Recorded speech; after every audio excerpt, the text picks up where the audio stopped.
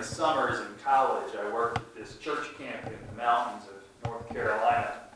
The first year, I cleaned toilets, and I moved tables. That's why I can move those tables back there so well. Another year, the second year, I built nature trails and helped people catch rattlesnakes. So I'm terrified. I had to hold the bag, they put the snakes in, I just hold it up there. The third year, I tried to control 23rd graders every day who couldn't decide whether to crawl up on my shoulders or run away from the game we were playing or hit each other or make a mess. And that's, those summers prepared me for this church right here. Tuesday nights of this church camp, all the staff were invited to this arts and crafts studio. Most of them didn't go, but the arts and crafts director of this studio, she was a pretty awesome pastor named Ann. And she had a cross, like a clay cross she made, with a picture of Jerry Garcia leaning up next to it. So I thought, I think I could get along with her. And her assistant named Sarah was so pretty, I'm sure I could get along with her. So I went all the time. And Sarah was terrified. She was dangerous, almost like a Tim Burton character come alive.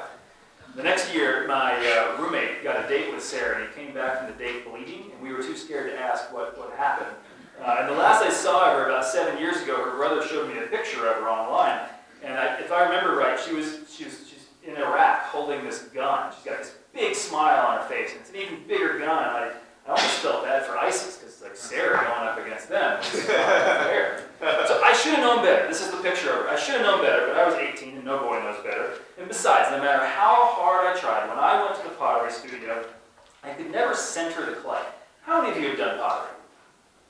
A few. You know, the first thing you got to do, it's absolutely necessary, you've got to put the clay in the center. And so I could never center the clay until Sarah came over and put her hands on my hands and squeezed down to make sure the clay got right in the center. So I blame the devil, is why I went to the pottery studio all the time, because Sarah helped me every time.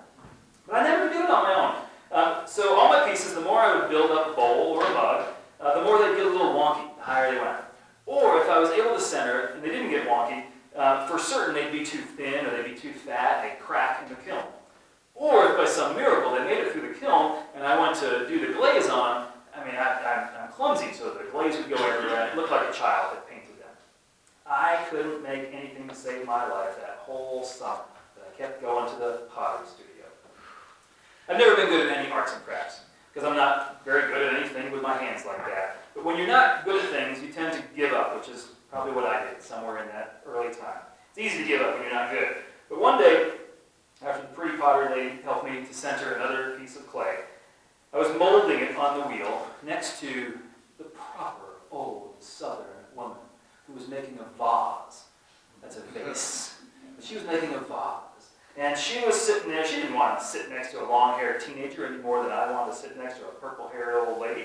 She smelled like powder, and I smelled like I hadn't showered in a few days, because I hadn't showered in a few days. We didn't belong together, but there we were on these adjoining wheels, struggling, both of us, to center our lumps of clay. So we got to talking about how difficult it is to squeeze that thing just right. You only have 2 hands. You need like 4 hands to do it. We got to talking about my job at camp and her memories from when she worked there so many years ago. We got to talking about any old thing until she sighed. Shoot, fiddlesticks. That's my old lady cursing. Fiddlesticks. Her vase started to, it wasn't centered just right, so it started to wiggle a little bit. And she wasn't sure what to do. She wasn't sure whether she should start over, maybe put a little water on it, squeeze it back down, or just give up on that clay. And this is so cheesy. I've literally my whole life never told anyone how I responded to her. And if you think it makes any sense because of what I do now, just forget that I became a preacher and hold on to an image of me as an 18-year-old punk with a hemp necklace and a tie-dye Dave Matthews t-shirt. And I was going to go home that night and drink a 6-pack of Bud Light because I did that every night of my life because I didn't know what else to do other than flirt with Sarah or Anna or Catherine, whoever it might be. So you get the picture. I'm this doofus back then. Put it in your mind's eye next to this sweet old lady complaining about her wobbly vase. And I don't know where it came from because it had nothing really to do with me at the time.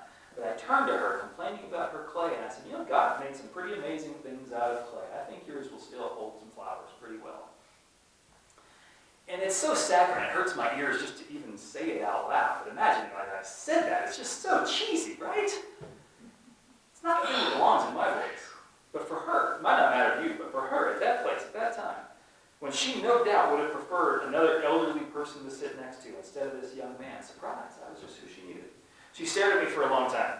And she said, thank you, with that little pre-sniffly voice that sometimes we get. And she told me she'd keep her vase forever. And things got a little weird when she went to hug me. But I could tell, even if I hadn't meant to say anything profound, I could tell there was some truth in there. Something that made more sense than I had intended, something that made more sense than I had known. And I've tried myself to hold on to something of that truth for the last 22 years. That God makes amazing things out of dirt. That God can do amazing things out of wobbly dust. God can make amazing things out of our mistakes, amazing things out of your weaknesses. God has made amazing things out of you. And the hardest one is that God can still make amazing things out of you. Amen? Amen. In the beginning, as the story goes, humanity came from the dust, from the dirt. Life breathed into us. Since then, I have yet to meet anyone who has perfectly centered their lives, who can stand up without a wall, and yet God keeps calling us to be the light of the world, calling us to give the gifts that we have, the young and the old, the strong and the weak, the spiritual, the resistant, the drunks, and those who hide their issues better. No matter why you're here, no matter how well you do at life, no matter what you're trying to get out of this day, God can use anything to promote love in this world. Anything including you. Anything including your story. Anything, even the broken, the bad, and the boring parts. Now in today's story, God used David, the youngest brother. How many youngest siblings do we have? Who's the youngest? Who's an oldest? Okay, it's pretty balanced, so you might have recognized something of your past in this story. It was wartime, and David was not good for war. All he was good to be was a shepherd, which we talked about last week. He was bringing food to his older brothers, and Dad said, 10 loaves, 10 cheeses, bring them to your brother, and the commander, and bring back something that tells him you're okay. Which the little brother didn't do. He failed at that. He dropped off the food, such a little brother move. He snuck into the ranks, such a little brother move. He started asking all sorts of questions, such a little brother move, until his older brother snaps back at him. What are you doing here? You got chores back there. You're such a twerp. Why are you just here to spy on us? Older brothers, have you ever done that? Older sisters? You're just here to spy on us. You don't belong here. This is our game. So if you ever think that the Bible is just a bunch of meaningless spiritual baloney, go back and hear again David's response to Eliab. What did I do now? Is only a question. Jeez. And how real is that? And how much does that story show you that David is just a kid? For all the things you might have learned in the pictures and the goofy things we hear about David and Goliath, he's just a kid. And he's just a kid surrounded by older, bigger kids who are desperately trying to act like adults, the adults who themselves are acting childish in this game of who can beat up who. So from there, David goes and lies to the king. Do you think that little David beat up any bears and lions of mine? No. He's just being a little braggadocio 8-year-old. I can beat up Goliath, and even though he can't even carry the armor, he heads down to face Goliath. Which is, that Saul let him do that is probably the only miraculous part of this story. Everything else in this story makes perfect sense, whether it makes sense in your life or not. It makes perfect sense that an ancient battle would reduce itself to just the two big folks who can fight over it. That makes a lot more sense than what we do in our lives, right? In the world we live in. It makes perfect sense that David would sneak into a battle rank. It just was open back then. It makes perfect sense that he would get in a fight with his stressed out brother. And it makes sense that as a shepherd boy, he would have something like a slingshot and reach for some rocks. And why does that make sense? I think that's a key part of the story. See, the shepherd's boys had one job, and that was to watch the sheep. They brought the sheep to the grass, and they waited while the sheep ate. They just sat there and waited. Then they brought the sheep to the water and let the sheep drink. Wait. Have you ever met an 8 or 9-year-old boy who could wait? No. They'll be picking grass. They'll be playing with sticks. Mostly, they'll be throwing rocks, right? Which wasn't even play. Because in those days when a sheep, in a fold, when one sheep started to wander off, well, the little shepherd boy would pick up a rock. He'd swing it in his little slingshot. He'd throw it. He wouldn't hit the sheep. No, that'd be mean. He would throw it right in front of the sheep, so that it startled the sheep, and the sheep would run back to the flock. So all day long, he's throwing rocks over there. When that sheep's going that way, land it right there. Then he throws one over there, lands it right there. Throwing rocks was a way for the little shepherd boy to make sure that the sheep were safe. He would scare them back in there. So all day long, throwing rocks. You know at some point with his brothers, I bet you can't hit that tree over there. Yeah, I can. Boom, thump, yeah.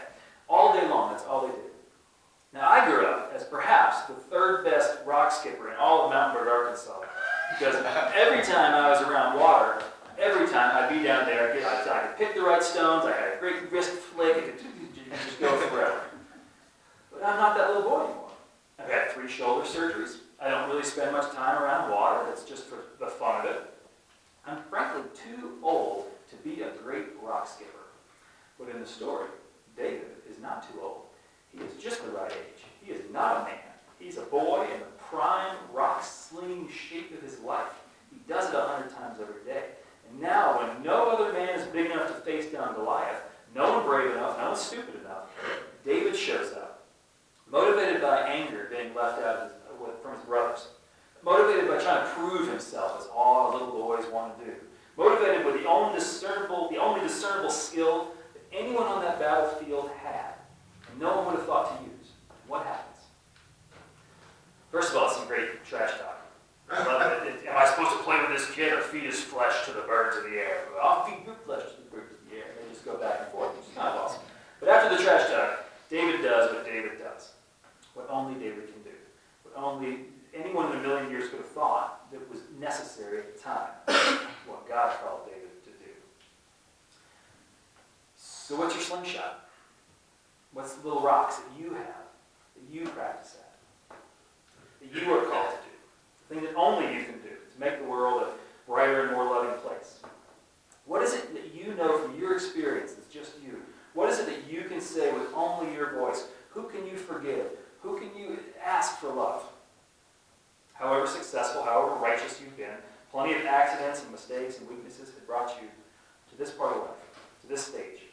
And it's precisely here that you still have a purpose. It's not a purpose just in your dreams. It's not a purpose of, what if this happens? It's not a purpose of, when I get my life back in order, this can happen. No, right now, God has molded you. God has breathed life into you. God has centered you with grace and mercy